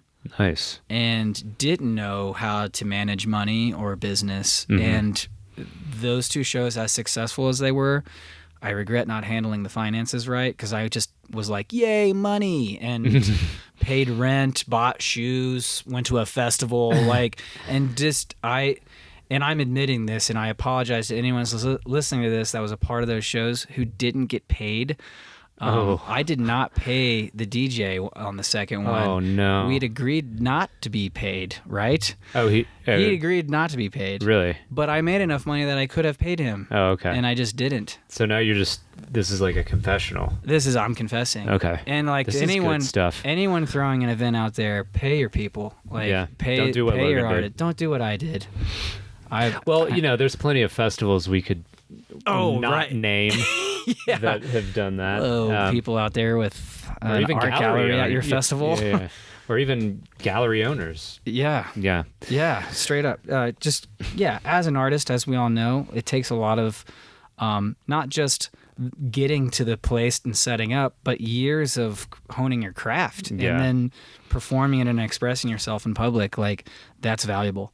So I was young, dumb, new to the game, and was a bad businessman, and sound effects art crashed and burned, and I regret that because it was a great concept and a lot of people loved it, and I just didn't know what I was doing. That's okay. Yeah. I mean, from me to you. Yeah, you don't care. Yeah. No, I mean, Right. I'm 34. That was 11 years ago. Right. Yeah. Oh my God. You've learned a lot since then. I've come a long way. I mean, I think not that you get a pass on everything, but there are just certain things you don't know until you know. yeah. You know? Yeah, I've often learned the hard way. I'm Yeah. a very I have to touch it to know it's hot, kind of person. Yeah. So yeah, that was my LA experience. I touched it. It was hot, and I had to get out of there. That was a great climax to the action there. Thanks. And then the downslope. So the downslope. So and honestly, my dad was going through some stuff at home in Ohio, and the entire time I was working on music videos, and then had to find a hotel room to sleep in or sleep in my car because I couldn't afford rent. I was working, but I was making $5 an hour and couldn't afford rent. Yeah. And I was like, so sad. It was such a depressing, having to sleep in your car after shooting 3 hours out of town in the desert. I remember I just slept in the desert a few times just after a on location shoot. Like, well, I don't have anywhere else to go. You just walk I'll back just to your car. stay here. Yeah. And so that was sad or whatever. And I was like, you know what? This is stupid. Why am I out here? And my dad had called me, and he was going through something really heavy. And he was like, I need my family around me. If you're able to come back and visit for a little while, that'd be great. And I was like, fuck it, I'm gonna move back, and you're gonna teach me how to paint. Nice. And so I was like, I figured I'm gonna go back to Ohio, ask my dad how to teach me to paint, and we're gonna help each other get back into a happy place because we both needed to find a happy place. Dude, that's awesome. Yeah, it was beautiful, and we're still working on it. Yeah. But we've been happy for a while, but it's a constant practice, I think. But anyways, yeah, so talking about that thing where when you set out to do something and then all of a sudden someone's like, uh-oh, maybe you shouldn't. That happened. I had my car loaded up. All my stuff was in a public storage place. So I had to sell a bunch of stuff, give it off to friends, and then I loaded my little hatchback Toyota Yaris up with as much stuff as I could and started heading out of LA. And I got a phone call from a producer I'd worked with in the past who offered me a position as a producer's assistant for the Food Network. The whole network? The whole network. That was a permanent job. Ooh. Steady job. And probably a good paying one. And I was like, that's the break I've been looking for 5 years. Yeah. It's something steady so I can have a life, Yeah. But I was in my car driving out of LA for Ohio on this, I am determined to go change my life and start doing art seriously. And I got that call, and I need to think about this. And I was like, I hate the Food Network. Yeah. I never watch it. Yeah. I don't like cooking. Why do I want to do that? Yeah. Who cares if the money's good? Who cares if it provides a steady income? Like, I bet it was still tough though, right? oh yeah, it was one of those things. Like, Did you like have to pull over and think about it for a minute? so this is what's really crazy. This is a true story. I pulled over to think about it at a gas station in like this mountain pass. It's like the San Bernardino mountain range headed toward Vegas, you know? Yep. And I was pumping gas and just like, should I turn around here? What should I do?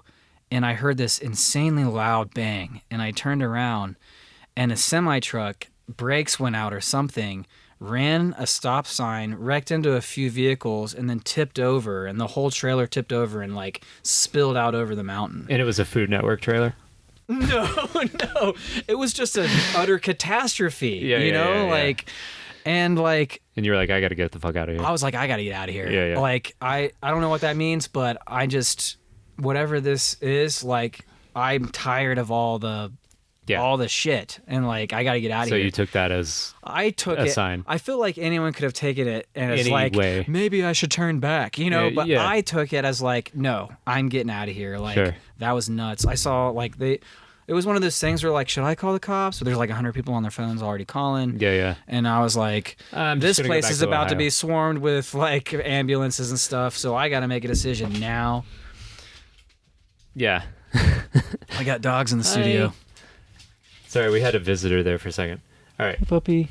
So the semi So truck it blows wasn't. up. It wasn't just a semi truck blowing up. It was the fact that like this whole intersection that I'm caught in is about to be barricaded off for a while. Oh, so you were So I was like, I got to make moves. So it's L.A. or Ohio. Which one? Yeah, And I yeah. was like, Ohio. Nice. And I just went. dude, And- that's like something from a freaking movie. right. Yeah. It was crazy. Yeah. And I told you. Things in L.A. man, it's like being in a movie. Yeah. Crazy. But yeah, so yeah, I came back to Ohio, and that was 2012, and my dad was going through. He was going through a divorce, and it's like forever ago. And Real nice lady though, right? Sorry. Go on. No, she was not a real nice lady. I Okay. won't say her name, but she was not a nice lady. Anyways, I said, you know, like, Dad, I'm here for you. I stayed in his. I grew up in that house, so I just, you know, accommodated my old room, and you know, lived minimally. And he taught me some real basics, like how to. We started with sketching and went over composition and, you know, focal points and perspective, stuff like that.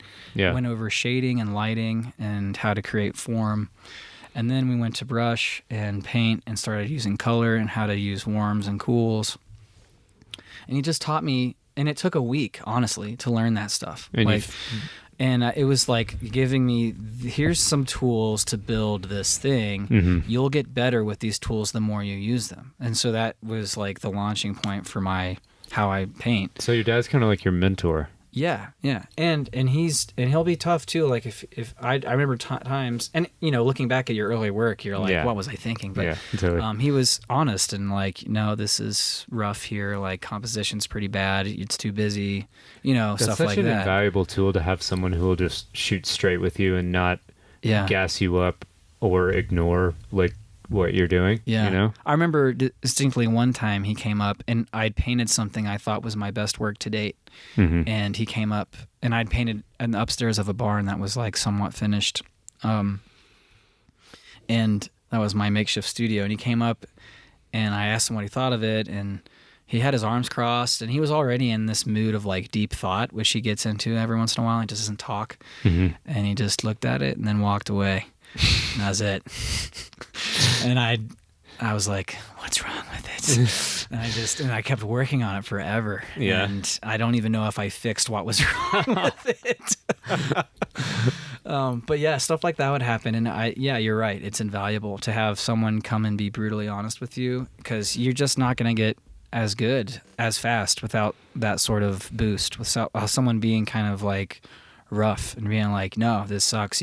That's not right. You Don't need do to that. change this. You need to change this. And, you know, when you're starting out and you're in this live art festival scene, a lot of people don't have that sort of mentor or that experience with art.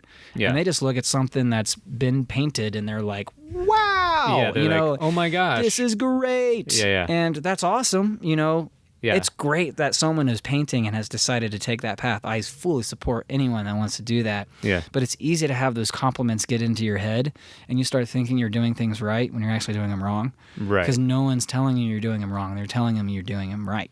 Or just people are like, oh, you know, your work's great. And you're like, I've did it. arrived. I have arrived. Did it. No Done. need to get better. Yeah. Yeah. Well, I'm, you know, I don't think that's really what people think, but it's still that seeps into your mind and your ego. It's not what people think, but it's on both sides, the artist and the viewer, right? Like the viewers, I don't know. It's hard to say. It's like they don't have those conscious thoughts because they just might not know. You know what I mean? Yeah, or they're on acid and it is blowing their mind. Right.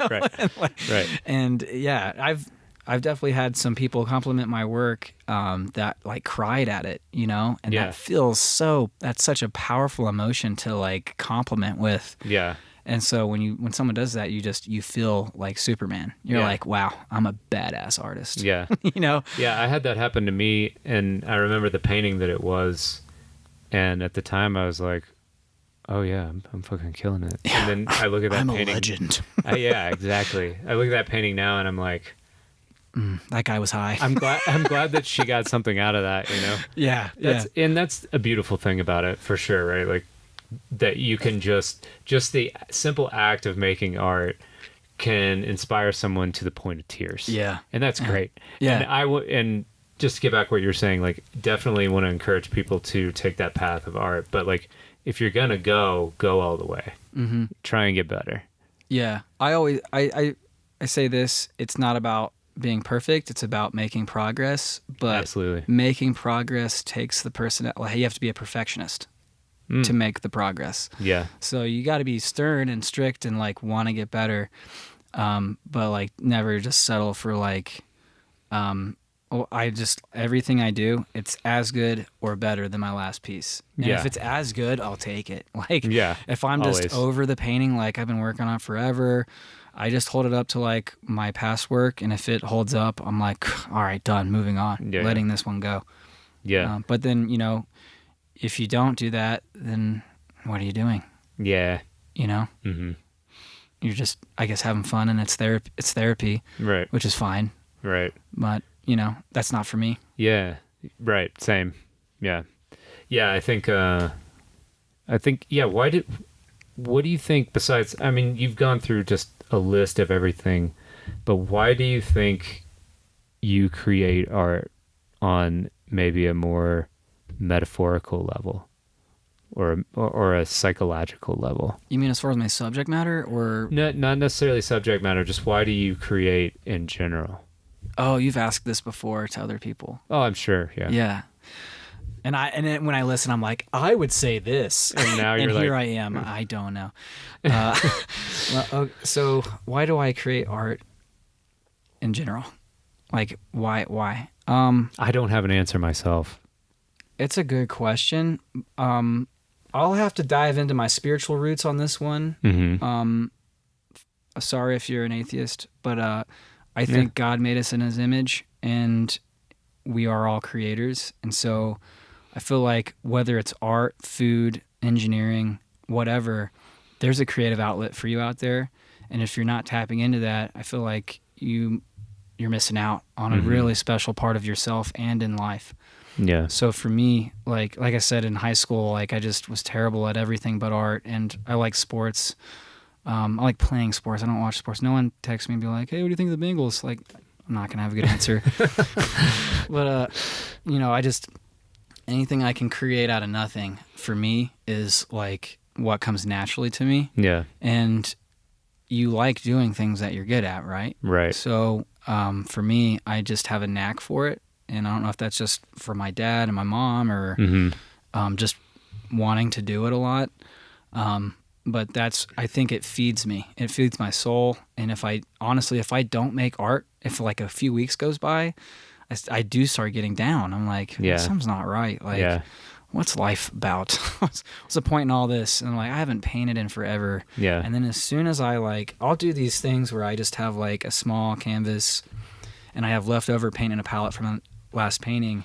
I have no plan. I just grab the brush, dip the paint in, and just attack the canvas and just put on some music, smoke a joint, and just let go. And that is like one of my favorite feelings, just to paint. And it feels so good. And to see the thing kind of form shape without any plan, and it's all of a sudden, you know where your focal point is. I've studied the composition. It's all coming out naturally at this point. Right. So I'm already making something intriguing just based off of my knowledge and experience. And that feels good. Yeah. Like it's like a magical power that I have. Yeah. And to be able to perform it for myself, feels good. Yeah. So I think I make art for me, really. And to be able to share that and then inspire people feels good as well, and I feel like helps people. So aspiring to inspire is, a part of it. Yeah. But I do struggle with like, is this a narcissistic, selfish endeavor, this whole art thing, I don't think so. I think that like life is creation, right? It's just creating itself over and over and over again. And if you're not like having kids, I think that's a big reason why people have kids, whether they want to admit it or not, is they're like, oh, I would need to do the life thing, the thing that life is doing, and to create something. It's the most ultimate piece of art. Yeah, in a way, yeah, for sure. And collab. Collab takes two. Yeah. But yeah, I think that hearing you talk about that just now, I don't like to use the word God because it's so loaded and everybody, but there is some sort of creative force in the universe. And I think when you're not creating, deliberately, then you feel out of sync with the whole shebang, And then, for me, you just find something that you're creative at, that you're decent, you put out decent work with, and that can be your thing. And then you feel fulfilled. And if you I think a lot of people sell themselves short just because they know themselves inside and out.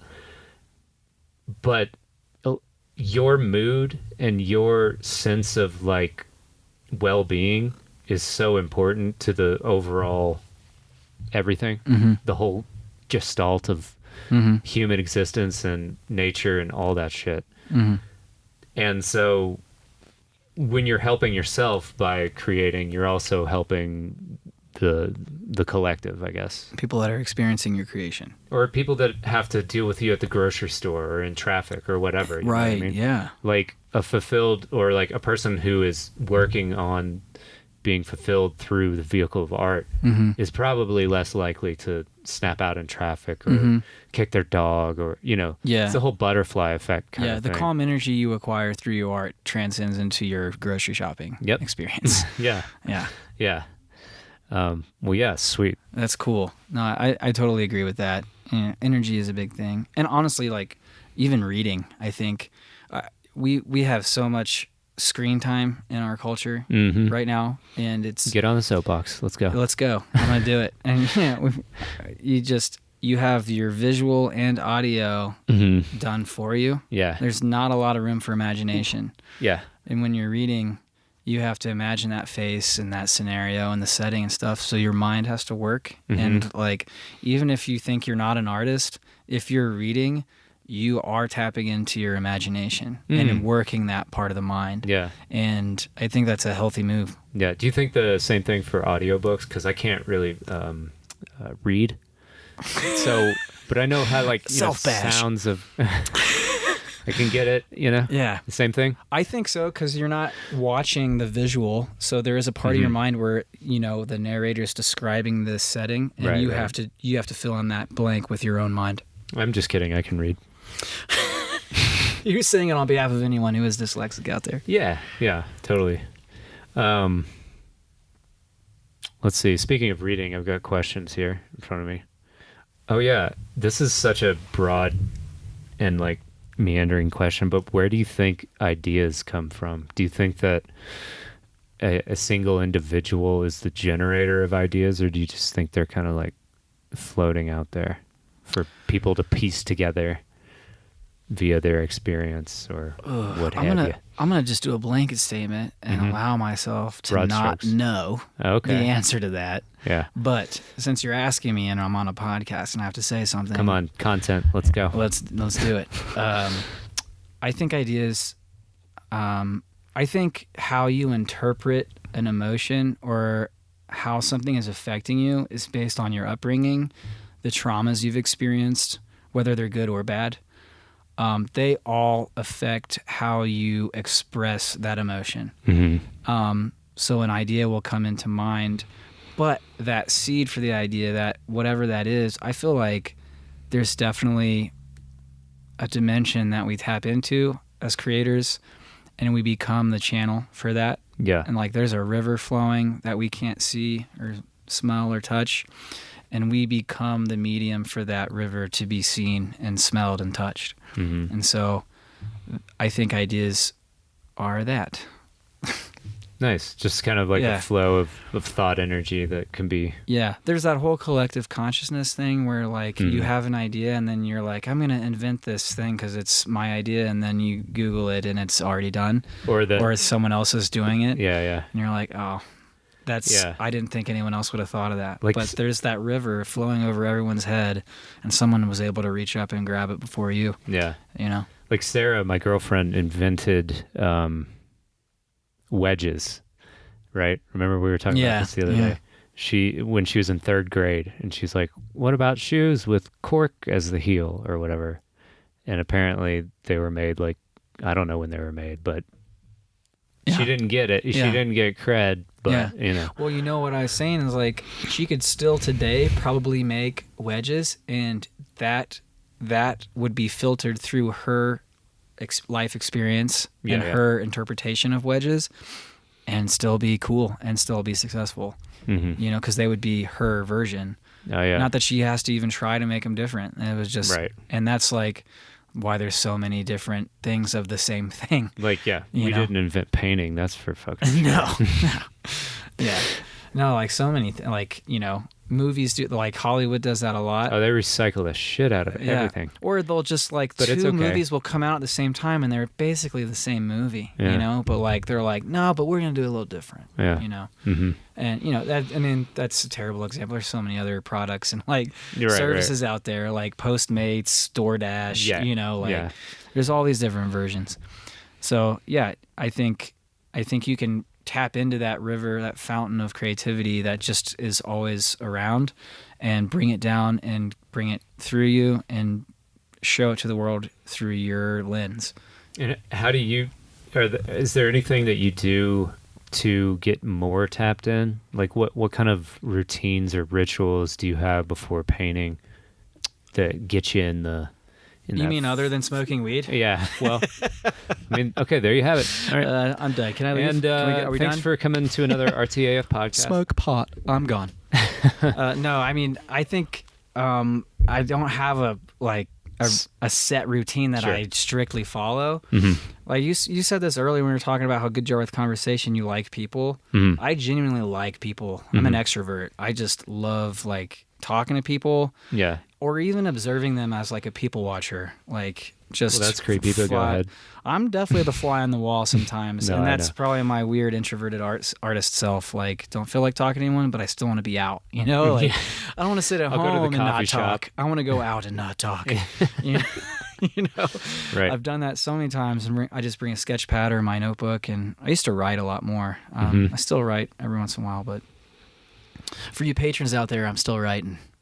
Just know that. Oh yeah. Oh shit. We didn't even talk about that. Oh yeah, the plug. Can we jump to the fact that you're making a graphic novel? Sure. Did I answer that question though? Do you want me to sorry, wrap keep that going. up? Your routine, wrap it up. Yeah. Okay. So, finding inspiration, I think, is like there's definitely like the creative block, right? Yeah. And everyone experiences that. Yeah. And it could be caused by you're just having a bad day, work was tough, Yeah. your relationship's not going well. For me, when I'm experiencing something crappy, it makes me want to paint more. Sometimes when life's going really well and everything's really easy, I don't want to paint. You're just like, I'm like, I don't feel like made it. Yeah, everything's great right now. I don't feel like painting. So do you feel like in some way like your demons fuel you? I feel like when I'm sad, I make some of my best work. Interesting. Yeah, it's weird. But no, I mean, I think it's for me. I just sponge up as much as I can, whether it's conversation, people watching, looking at artstation.com and looking at some of my favorite artists and what they're up to, watching a movie. Like, take that time to binge watch Game of Thrones. Just do it. Don't feel bad about it. Just do it. Enjoy it. Soak it up. Yeah. Eat the ice cream. Do the thing, you know? Yeah. And then you will probably come out of that ready to paint, ready to go, you know? Like, I don't think it's good to feel bad about, I haven't painted in so long, I don't feel like painting. Like, don't let it linger for like a month, but like, definitely indulge, read a book, like to go for a hike, hang out with that person you haven't seen in a while. You know, just take that time to experience life and be present. And then I think inspiration finds you, as opposed to you finding it. Yeah. You know? Nice. So this graphic novel, right? Right. That's pretty epic, if you ask me. I had, maybe in like 2015, I was like, oh, I should write a graphic novel. And I started like writing stuff down. And then I realized that it was basically just, it was like more or less the plot of like some things that I had seen, including Harry Potter, mixed with like a graffiti crew. Oh, cool. Yeah. And what was it? I didn't title it or anything. Oh, okay. I wrote for about maybe 4 or 5 days, and then I showed it to someone, and they're like, "Oh, that's like Harry Potter," and I was like, "Oh, god damn it."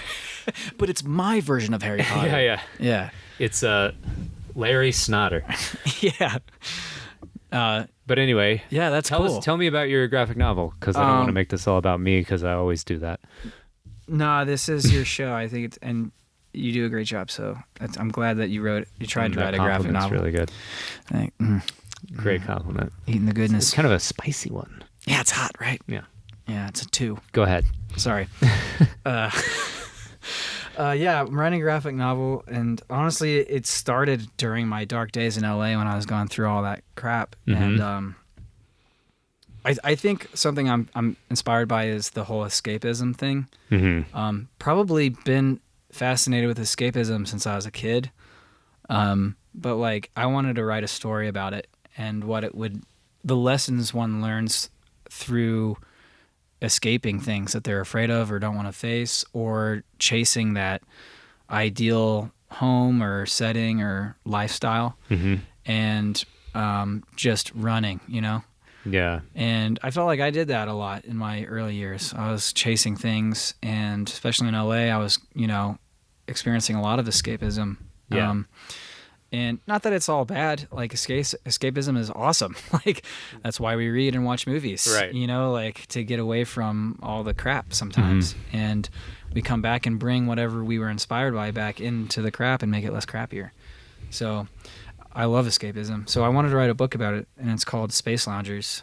And in short, it's about a guy that takes for granted what he has at his home and leaves to chase a dream that chase a place he thinks is better. But on the way, life happens, things that are unexpected happen. Yeah. And his escapism actually then becomes a mission, and then he has to like actually take responsibility and be accountable for things. And through his journey, he realizes the things that he had started off with in his home and how he misses them and wants to go back. Yeah. And so I guess it's in a way, it's like a story of my life. But wow, yeah. It's kind of weird. But it's a lot more sci-fi and has aliens. So, I mean, the guy's name is Logan, but... Right, yeah. Logan Walden. Yeah. He's bald. See how creative I am? But that's cool, man. Like, art imitates life, right? Yeah, write what you know, as they say. Exactly. But to be more specific, it's a fictional planet that is divided, and there's one part of the planet that is all about the mankind's potential through technology and intelligence and advancing culture to a place where they don't care about the planet or the well-being of the planet, and they're just trying to constantly push the limits of mankind, which I love. Like, I'm a big Elon Musk fan. Like, I know some people recently with the whole brain microchip thing probably aren't anymore, and I'm kind of like, what are you doing? Are you Tony Stark, or are you some evil scientist? I don't understand.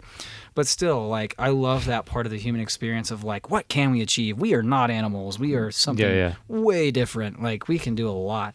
So I love that. But the other part of this continent that my character is on it's called the East. You ever heard of the East? There's a West and a North. He's I've from heard the of East. West and North. He's from a place called the East. Okay. What's which that is like? On the other side of West. Oh, Opposite. Got it. Okay. So if you just No. turn 180, yeah. So he's over there, and he lives in a part of the world that there was a treaty signed 200 years ago in the story that the West and the East stay away from each other, and there's this huge desolate land in between the two. No man's land. No man's land. Burning Man. Burning Man. Man land. And a lot of that environment is inspired by Burning Man. Nice. Yeah, because he ends up running into some scenarios where the environment is inspired by some of my experiences at Burning Man. That's cool. But anyways, his village and that part of the world are all anti-tech, and it's called West Tech is like what all the technology is called because it's from the West. So they're anti-West tech, and so anything that uses a resource that the Earth had to be damaged or like the environment was compromised, they're totally against it. So they're very all about like using gardens and like using reusable energy. Yeah. But they're also tapped into their spiritual selves, and they have their chakras aligned. They can meditate and levitate a little bit. My main character's girlfriend can actually levitate. She's like high up on the spiritual totem, you know. So there's still like a hierarchy. There's still a hierarchy, Okay. yeah, for sure. Okay. There's still those like things in society that we all like curmudgeon about. Yeah. You know, but in like in an environment where everyone's trying to be woke. And my character hates it. Like, he doesn't get the whole like meditating and sitting around for hours doing nothing thing. He gets bored. And he's never understood it, and he hates doing all of his village duties, and he dreams of escaping and crossing the Deadlands to the west to go see the city of Fasir, which is the name of the city in the west that has the capital. And they're said to be the world's first space elevator in the city of Fasir, and it reaches past the clouds. And it will be mankind's first step into the cosmos, which is our final frontier. To start exploring space. And so my main character wants that so badly. He wants to go there, and he wants to see hovercrafts. He wants to listen to the electronic music because they just play djembes and didgeridoos. You know? So he's like, they got electricity over there. You know? So he dreams of these things, and he ends up. I'm not going to I'm not give all this away. No spoilers. But, so like that's the setup, right? Yeah. So he leaves that and then he ends up getting the full like duality lesson of like what life is like on either end of the spectrum. Right.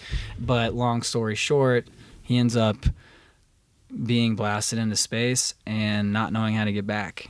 Oh wow. And he has to figure it out. So nice. And the story continues from there. That's dope. Where can people find that? Patreon Space Loungers, which I think I just changed to Patreon Logan Walden Art. Okay.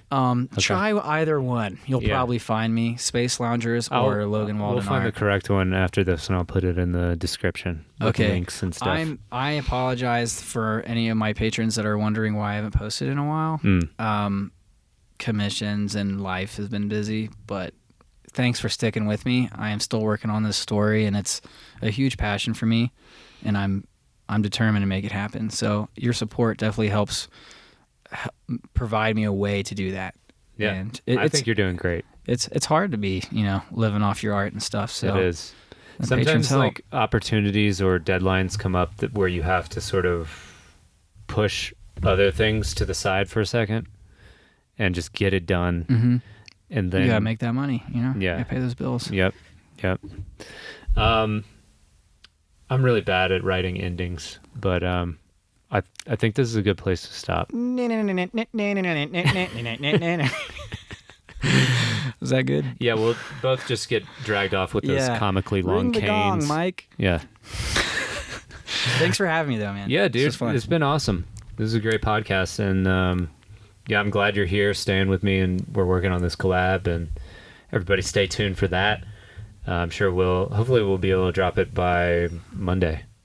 Sweet, that's my birthday. Same day as the day the podcast comes out. It's not, Monday's it's not your my birthday. I was birthday. like, wait. It's not. Okay. Cool. Well, happy birthday, and Thank you. yeah, tell people where they can find you. Give us some Instagram handles, websites. Yeah. Instagram is Logan Walden Art. Website is loganwaldenart.com. Facebook is Logan Walden Art. My Patreon is Logan Walden Art. Nice. And my ArtStation page is Logan Walden Art. Very nice. So check it out. Awesome. Well, yeah, thank you everybody for listening, and thank you, Logan, again for coming in. Thank that you. was really funny and really fun. And I'll see you in 2 minutes over there. All right. See All you right. then. Peace.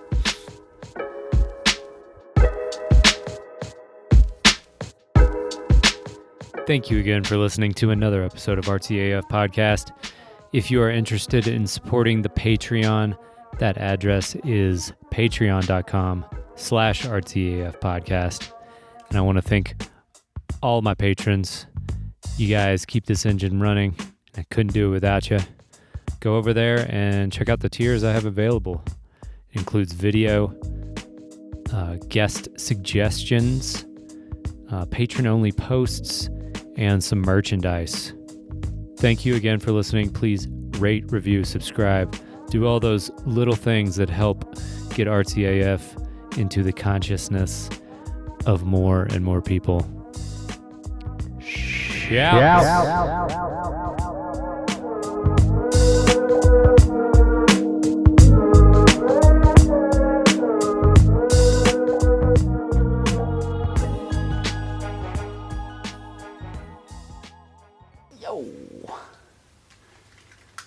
Nailed it, boys. Nailed it. Nailed it. Thank you so much Fucking for just sitting there. hammer down. Yeah, man. That's Oh, I good. had to keep some things myself over here. Yeah. Just kept wanting to go like, yeah, that's how you become a serial killer. When? Yeah. what? Oh, many times. Oh. Yeah, you're talking about just being nice to people.